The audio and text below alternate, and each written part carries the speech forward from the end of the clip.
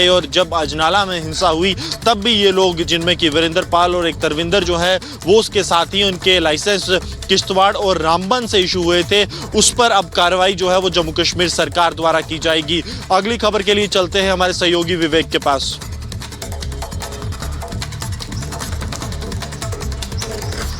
बिल्कुल, देखिए, और अब दरअसल प्रयागराज का हम अगर जिक्र करें तो शूटरों की तलाश लगातार अब जो है वो तेज हो रही है, क्योंकि पुलिस सब छापामार कार्रवाइयों में जुटी हुई है। लगातार अलग अलग क्षेत्रों में पुलिस दबिश देती हुई नजर आ रही है और तलाश की जा रही है। उनको तलाशने की कार्रवाई जो है वो तेज चल रही है। तो वहीं अगर पीडीए का जिक्र किया जाए तो बुलडोजर जो है वो अभी पिछले 3 दिनों से इंतजार कर रहे हैं, इसी तरह से यहाँ पर खड़े हुए हैं। अब देखने वाली बात होगी कि अब सोमवार के बाद किस तरह से जो कार्रवाई है वो तेज होती है। हालांकि कल भी दफ्तर जरूर खुलेगा, लेकिन लोगों को चिन्हित करने का काम किया जाएगा, शूटरों को चिन्हित करने का काम किया जाएगा जिनके द्वारा उमेश पाल की हत्या की गई थी। और अब अगर हम जिक्र पुलिस की कार्रवाई का करें तो पुलिस की कार्रवाई लगातार तेज होती दिखाई दे रही है। छापामार कार्रवाई लगातार चल रही है। इस वक्त पीडीए दफ्तर में हम लोग मौजूद हैं। ये जो बुलडोजर हैं ये पिछले 3 दिनों से यहीं पर इसी तरह से खड़े हुए हैं। कार्रवाई का इंतजार इन बुलडोजरों को भी है कि कब ये यहाँ से निकलते हैं और फिर जो माफिया हैं उनके